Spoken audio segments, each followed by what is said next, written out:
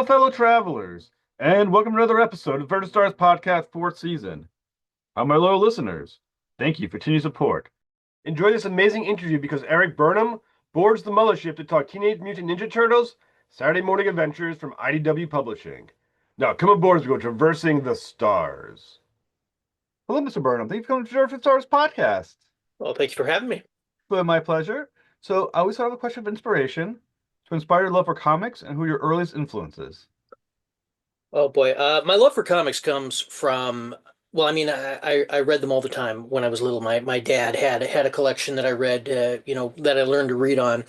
But the thing that solidified it was around 5 years old. We had a house fire, lost everything, and the first possession that that I had afterwards was my grandpa gave me one of the comics from his, when the grandkids come over and sit around. He had a stack of comics from the he gave me one from his stack of comics. So that was the first thing I had, and I just kind of imprinted on it from there. It was an Avengers annual, a Jack Kirby cover, George Perez art, and yeah, no,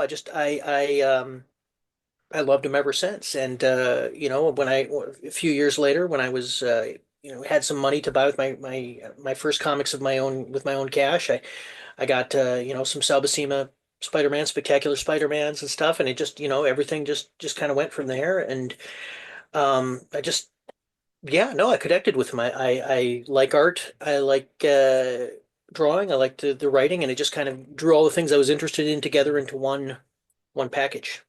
So. That's awesome. So you said it was your grandfather. So are you a third generation comic book fan then? Your father as well? Well, my grandpa he wasn't really a fan. He just had them there. My dad was a fan for a bit. But my grandpa had them there just because he had a lot of grandkids, and so he had a stack there so they could go and do something if they didn't want to. If they just want to come over and sit and read comics, he was happy to have them there for that. Oh, that's So yeah, awesome. yeah. That's fantastic. And it must be cool to go from a comic book fan to a comic book writer because you're now the writer hmm of Teenage Mutant Ninja Turtles Saturday Morning Adventures from IDW. hmm So how did you get involved in the project? Woo! Long and involved story. I the specific person who pulled me onto this project was Tom Waltz, who was a longtime editor at IDW. He was my editor when I was working on the Ghostbusters comics for a decade. He was one of the main brain trust and still is for the Ninja Turtles at IDW. And it segued from me working on not just Ninja Turtles earlier, since around 2012, but the artists that I worked with on Ghostbusters for many years, Dan Schoening and Luis Antonio Delgado, together they can match anything. If there's a design for it, they can match it. So they matched a lot of animated stuff. Dan came from animation. We did some stuff with the real Ghostbusters when we were working on the Ghostbusters together, and that segued into, hey, this would look really cool if we did a GI Joe project, with the old the animated look. So we did a GI Joe project.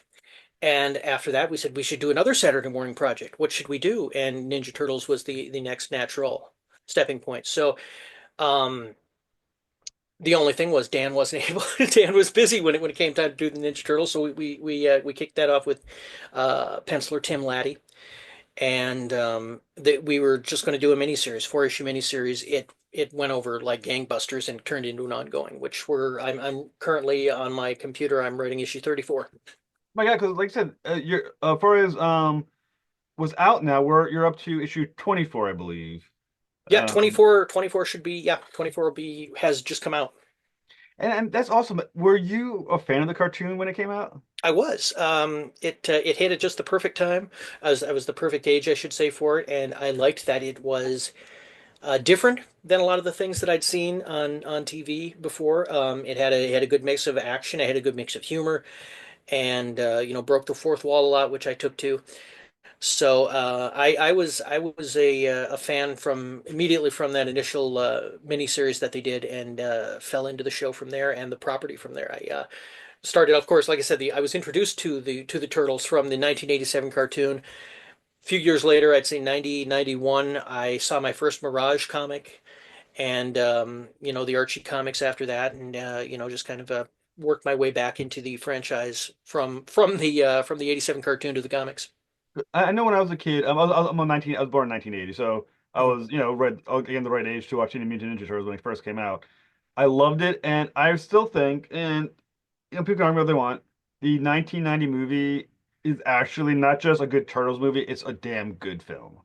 Yeah, yeah, it brings everything together, and it works really well as an action movie. It works well as a comedy, just like the franchise in general. It works as a fantasy. It works as science fiction. It works on several genres, several levels. I really, boy, I remember seeing that poster on the walls of the theater because they had put the poster up while me and my friends were in the theater watching a movie. So we come out and all of a sudden it's just, and that's how we learned that there was going to be a turtle movie. And I just remember minds being blown. So no, it was a good movie, and I saw, God, I saw it like 3 times in the theater. Well, I mean, it was before the internet, Yeah. so it could creep up on you. Yeah. It wasn't like you could go online and say, "Hey, rumor mill, Hmm. Turtles would be made." It was you found out on the wall of a theater or maybe even a trailer when things Yeah. were actually surprising. Yeah. Yeah. It But was it was it was a big surprise. So and yeah, no, I did like the movie. I liked the cast. I liked, the voices that they chose. So it all worked. It was a nice blend of what they had done in Mirage and what they were doing in the animated series that more people at that point arguably were familiar with. So it was a solid mix. and as far as the cartoon goes, Raphael does break the fourth wall. He does in your comic book as well. That's Mhm. pre-Deadpool, pre-Harley Quinn. He's one of the early, I would imagine not the earliest version No. one to do it, but he is an early version of that kind of character. Yeah, well, I mean, it was something that was done. I mean, they pulled that stunt a lot in Looney Tunes and Mm. Merry Melodies, the Disney and Warner Brothers cartoons, because it's funny. It's almost always unexpected when the character speaks to the audience, even if you know they've done it before. So and that kind of meta humor is something that I enjoy very much. So that one of my favorite jokes from the entirety of the '87 series was Raphael saying to the Shredder, "Well, you're leaving the show." I mean that stuck with me for many years. And is it does it add more pressure or is it helpful the fact that you're writing something that you do have a fondness for? Because I would imagine that for some people writing something that they deeply love, you'd feel so precious to you that it's hard to feel like you know what I'm saying? You can do it but other times, but also maybe you know it so well, it's easy to fall into it. Yeah, well, I mean, the thing that I've learned writing beloved franchises is there's going to be and I mean I will have the same reaction to some of the stuff that I'm writing as I'm writing it, but as far as it goes, I just have to make my editors happy, and I have to make my the licensors, the people at Nickelodeon happy, because if I go back and read something, I'm going to see the stuff that I didn't think it did very well. Hmm. And folks who come on and read, they're either there's a sliver, about 20% who loves everything, unabashedly. This is all brilliant. I love this. This is great. This is the best. There's 20% who absolutely hate it. I'm doing it completely wrong, and I couldn't be worse. And then the folks in the middle who hopefully I can just, you know, give them 20 minutes to be entertained. And they don't feel super angry about anything I've done. They don't go, oh, goo goo gaga over stuff I've done either. They're just happy to be entertained and hopefully keep coming back for more. I mean, so I just got to keep that in mind, and that keeps the pressure off. It's just nobody's going to love it so much that I'm going to disappoint. Nobody's going to hate it so much that they're going to, blow their top. It just has to keep the people in the middle happy, and not to not drive them off. Now, when you think about in terms of tone, Mhm. are you viewing Ceremony Adventures as a direct continuation of the cartoon?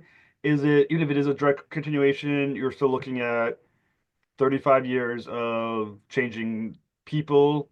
Mhm. Um, what are you looking for, Tony? Are you trying to hit it directly? This is the 1980s, early 90s cartoon, or is this your version of the 1980s cartoon? It's a little bit of both. It is a continuation. It is, well, not quite a continuation. It is a drop in. It takes place before they went to the reboot, the revamp, the Red Sky, the last three seasons. Um, so it does take place in the continuity of the cartoon. Yes, absolutely. And there are folks who know it so well that if I have a lapse, they'll be able to say, no, this didn't happen. This happened here. This happened 15 times. We've already seen them do this. And so you made a mistake and then I can fix it. So I mean, those people are there.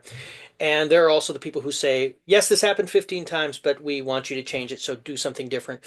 But the big changes that we're making is the property overall has evolved over 30 years, and some things that are very familiar and old hat and consistent now were not in 1987. For example, and we've used this before. In 87, they only used a nickname one time. It was in the Usagi Yojimbo episode. They called Michelangelo Mikey. Every other time it was Michelangelo, Donatello, etc. Now the turtles are more likely to be Leo, Raph, Don, Mike. And so that's one of the things we've done. We've brought in more of the nicknames. Splinter is more of a father, a direct father, than just a father figure, just a teacher. So having them call Splinter father as opposed to sensei or Master Splinter would happen more often. That's I mean that's the kind of thing that the franchise evolved into. So we're bringing some of those elements that weren't quite there before into the 87 verse, just because they hadn't been established yet. And, you know, some of the humor is, I'm going to say it in quotes, sophisticated, more sophisticated.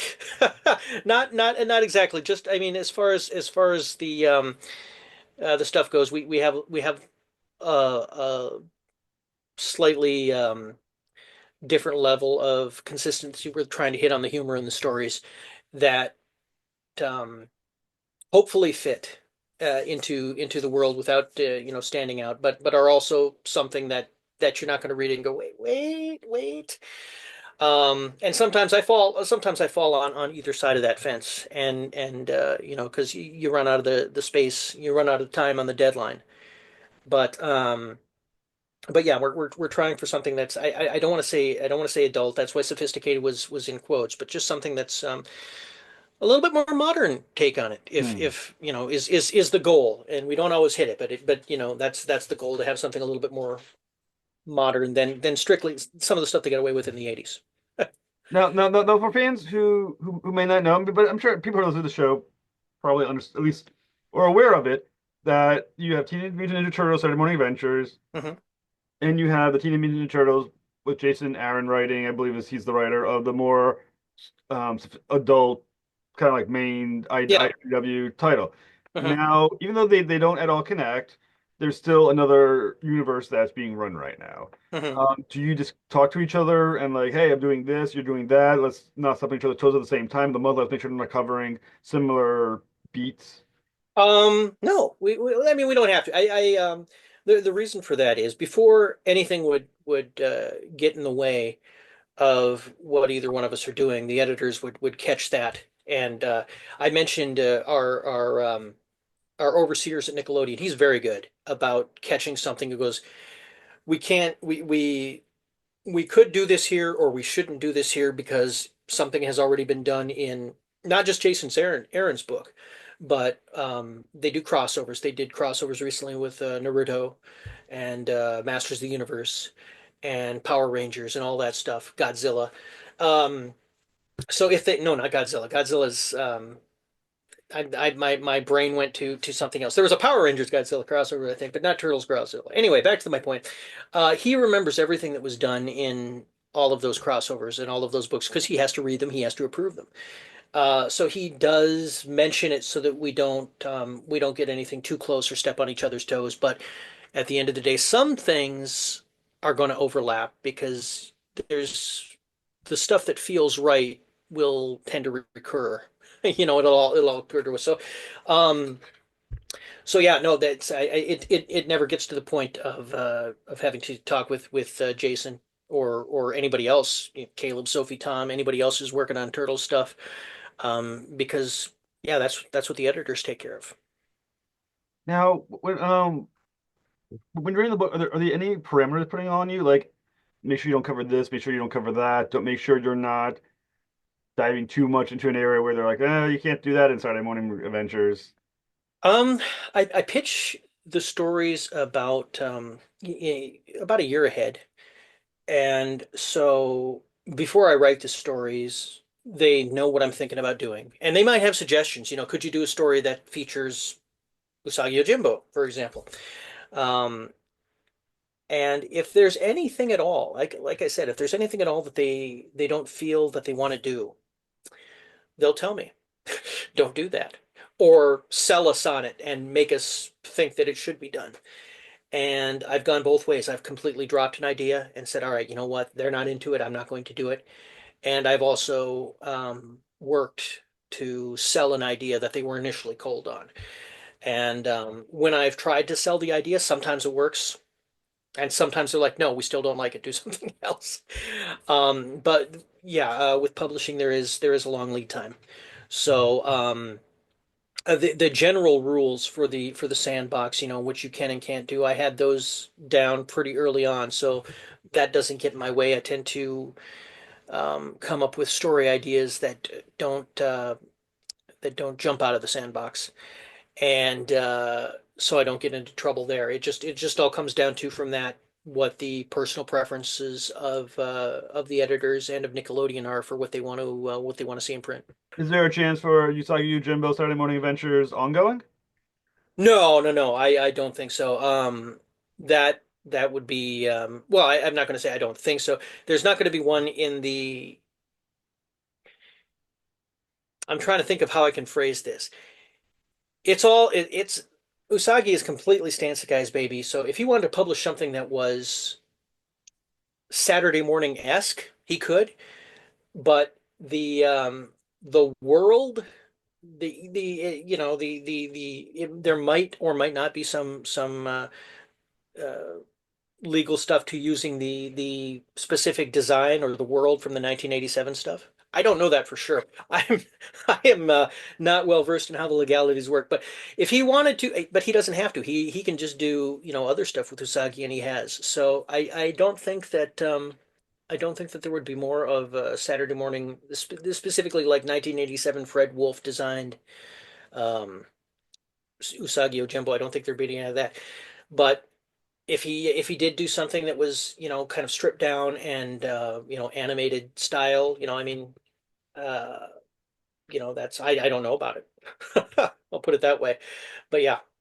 I mean, since guys, I had the good fortune of talking to him before on the series. Who's Hmm. a super nice guy. Did Hmm. you have a chat with him about Usagi Yojimbo when you were writing I almost called it the cartoon Yeah. version, but it's all a cartoon Hmm. character. But did you have the opportunity to discuss it with him?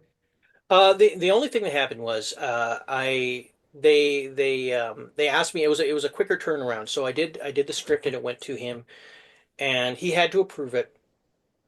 And he had one thing that he was concerned about. He wanted to make sure that our villain was not too similar to villains that he had in the Usagi series. So that was it. Yeah, that was, and I mean, that was just a note that was passed along. So I didn't get a chance to talk to him until San Diego last year. I did get to say hello and introduce myself and tell him I worked on the book. And he was, you know, whether he thought so or not, he was kind enough to told me that it was a fun story. So I appreciated that because you know, I'm a fan of Stan, I'm a fan of Usagi. So it was really nice to hear from him. So, but yeah, no, at the time there was no direct back and forth.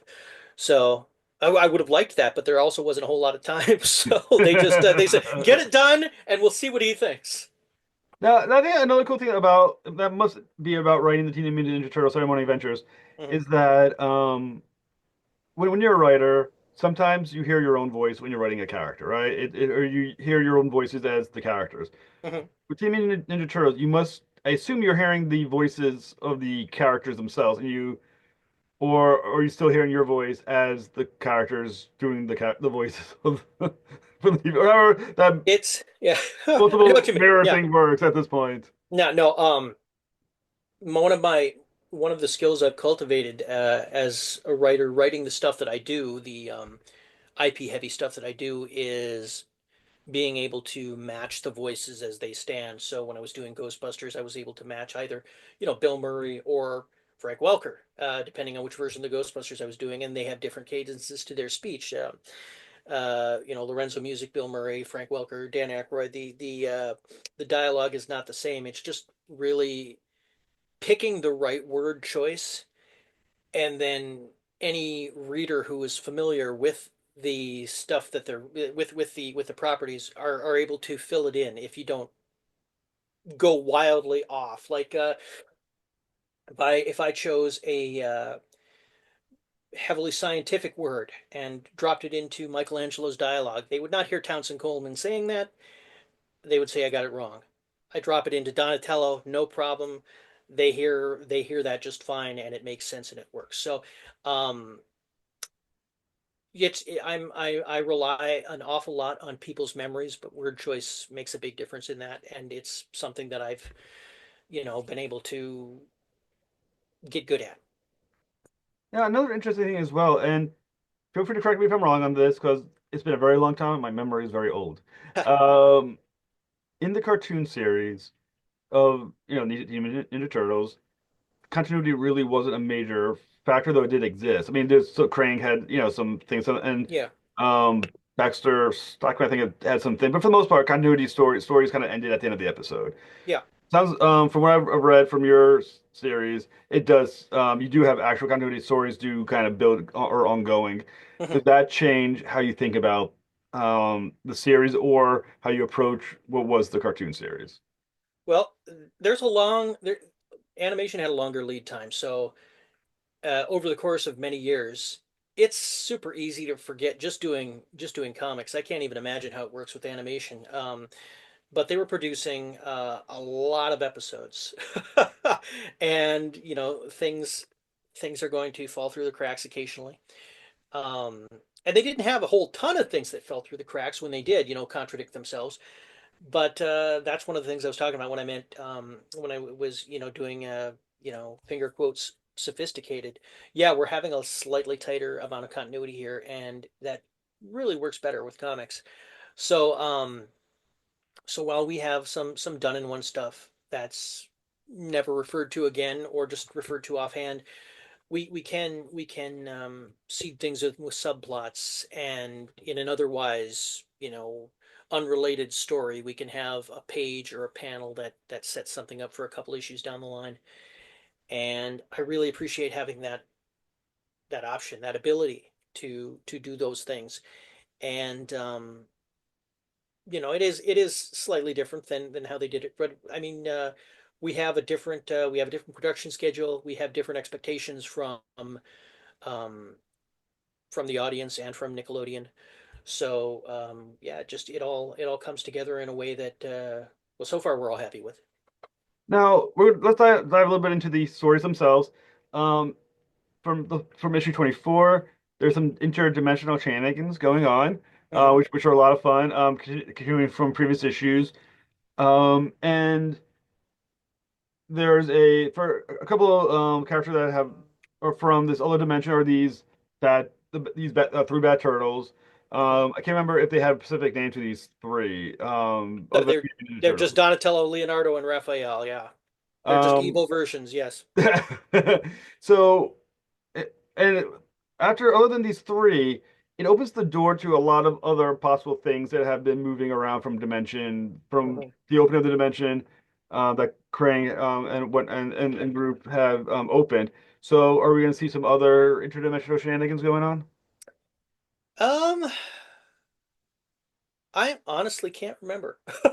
Yeah, no, it's no. We are going to have uh, some uh, some interdimensional stuff. What I can't remember is where it happens. Is that's is the stuff I'm thinking of coming up within the next year? Is it coming up after that? Is it something that I've pitched for the future? That's the thing I can't remember. I know there's going to be stuff coming. Some of it might get changed along the way, story plot points. But I mean, other stuff with with Dimension X or with other characters. And we're going to be doing some stuff like that. But with alternate versions of the Turtles like this, I as of right now, I don't think there's anything like that yet. But I've been talking about some ideas of stuff that I would like to do. It's not on the schedule yet. It's not approved. It might not get approved, so it might never happen. But I have talked about doing, um, it more shenanigansy stuff. But at this point, who knows? But we are going to do some stuff with uh, Dimension X, like the neutrinos are coming up, for example. They're Right. they're in the stories. So I mean, yeah, I mean that's technically interdimensional shenanigans. It's just not the same thing as the Dark Turtles. So I mean, obviously, one of the things that pop in my brain is like Into the Spider-Verse. There's many different Spider-Mans sure, from all across, and sure. obviously we know we have Turtles Mirage, we have Turtles Last Ronin, Mhm. we have Turtles IDW. That's one of the things that I've asked about before and have been told no before, Really? or not yet. You know what I mean?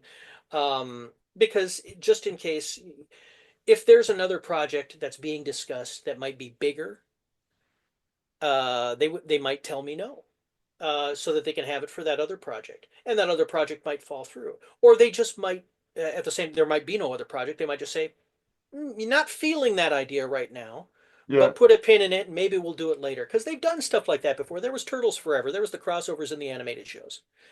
They did a crossover between the '87 Turtles and the 2003 Turtles. They did the '87 and the Mirage and the 2012 Turtles. They've done all those things. Um, and who knows, they might do it again. And I've done stuff where I would have loved to have seen stuff like that. I've pitched a couple other turtle type crossovers that that kind of, I want to say, died on the vine, but just kind of fell in limbo because they just weren't feeling it at the time. And I'm welcome to pitch them again, I suppose. But right as of now, nothing that can be confirmed or denied, which sounds like there's something in the works, but there's really not. Just there's stuff that I'd like to do.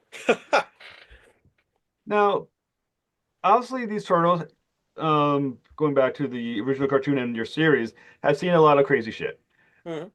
Now, seeing versions of the alternate versions of themselves, these three evil turtles, does that register as more than just this is weird? Do they is this something that does have any impact on them thinking this is also technically us?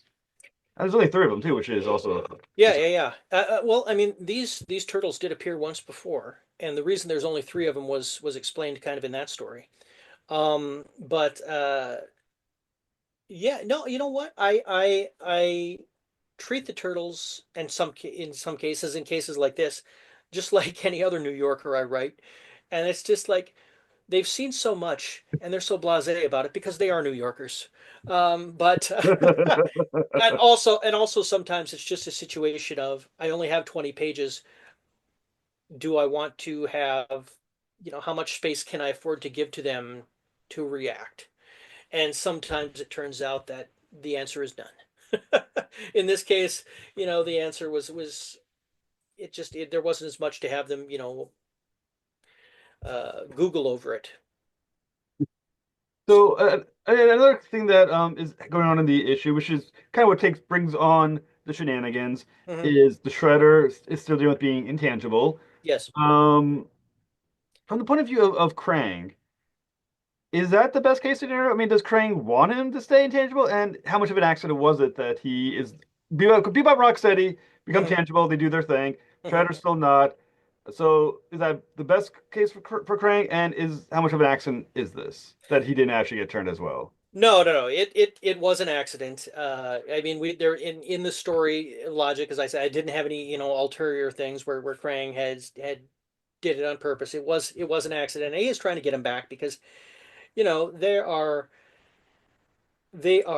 in this world, I'll call them a comedy duo. They're partners. They're like an old married couple, and they want to do their thing. They want to conquer the world. They're going to do it together. No matter what they say, I think that they are linked in that way, and it's part of the DNA of the series. So this version of Krang wants to have his version of Shredder back. He might betray him in another way at some point, who knows? But right now, as far as it's concerned, at this time in this story, he does want Shredder back, and we'll have him back soon. We'll get Shredder back soon. I That's coming up here pretty quick.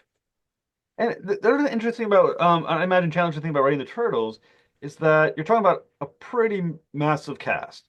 Four Yep. Turtles, Splinter, April O'Neil, Shredder, Crane, Beepo Rocksteady. Hmm. Trying to remember, there's also the There's a Channel 6 crew. There's Channel 6 occasionally Casey crew. Yeah. Jones. There's the Pantheon in the story that I've got going on right now. There's bunches. So how do you make sure that every character, especially the Turtles, get that? I feel it's almost like watching. It's, well, though this is a horrible analogy, I'm going to say it anyway. It doesn't matter. Avengers Endgame, where it's this massive cast, but every character when you watch Avengers Endgame got their moment Hmm. to shine in that 2 hour and a half feature. When you Hmm. think about running your Turtle, I mean, even though unlike the Endgame, you know you have the next issue to do it, or the issue after that, you can do it the issue after that. Do you Hmm. still feel that every single issue, every single main major character should have their moment? It's hard to balance large casts with just 20 pages, and Hmm. you have to get enough, you have to get the plot in there as much as anything. And that's how stuff like, the turtles reacting to multiple evil versions of themselves. That's how that kind of stuff gets cut. Um, a lot of times what comes down to is I will pick a story that focuses more on one or two characters, and everybody else kind of fades not entirely out, but just a little bit into the background. And so those characters will get a little bit more spotlight. Other than that, yeah, I will try to, there were times I have written casts where I realize, after I get a couple of issues past, I'm like, oh my gosh, I never had so and so do anything for 2 months. You know what I mean? And it's just how that works out. But I do try to make sure everybody gets a line or a panel. But no, yeah, to make it feel a little bit more substantial, like I said, I just try to give a focus. This story is going to focus more on Leonardo, that kind of a Hmm. thing, and that's so Leo gets a little bit more. Speaking of him, in issue 25, he gets a little bit more of a spotlight, and the other ones are there, and they get a couple of scenes, but they fade a little bit to the background. I think another interesting about the Turtles too, especially the cartoon. And I think I've heard read it somewhere, like sort of like the weapons problem. Hmm. Leonardo and Raphael had these very sharp, pointy things that also cannot hurt anyone in any real way, or because it's the cartoon.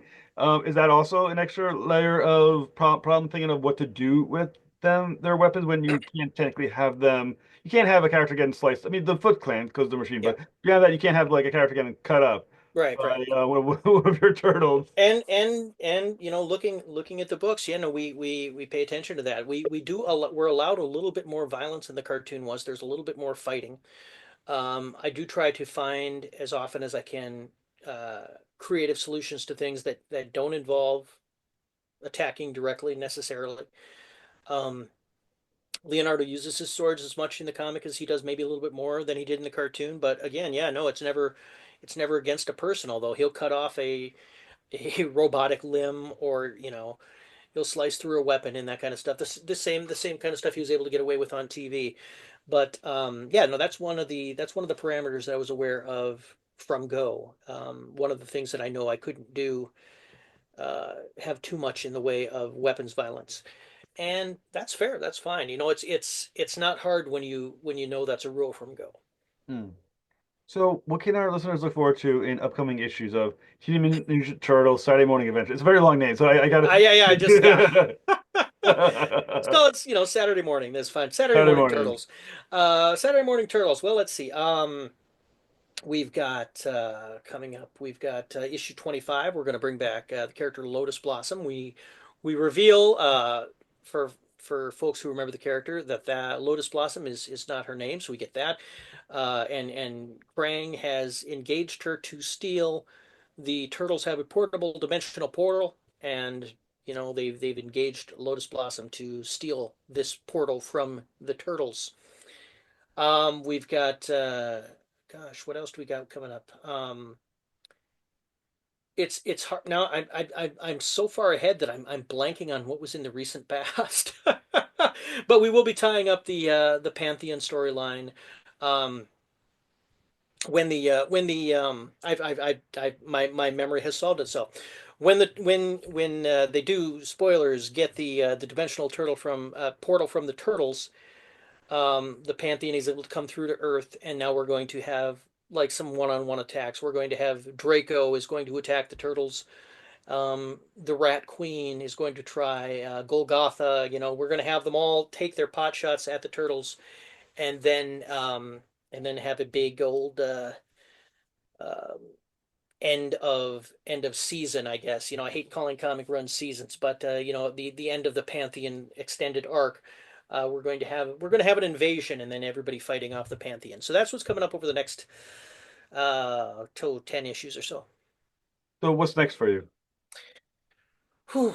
Well, I'm working on, and I can't say what it is, but I am working on a novel that should be coming out late this year, early next year. I just turned in the second round of revisions. I did another prose book, which is not a novel, but I also can't say what it is, for a publisher I've worked with before, and that should be announced here pretty soon. It's a tie-in to a movie that I'm really kind of excited about, the property that I've never worked on before, and some more Turtles comics. Other than that, I've got some pitches out for some other stuff to do, but yeah, no, so far just a couple of really big projects that I can't mention, and more Saturday morning adventures, more Ninja Turtle stuff. Couldn't be happier. Very good. When you're able to talk about them, sir, please come back on the show. You've been fantastic. Awesome, appreciate it. Thank you. Thank you so much, sir.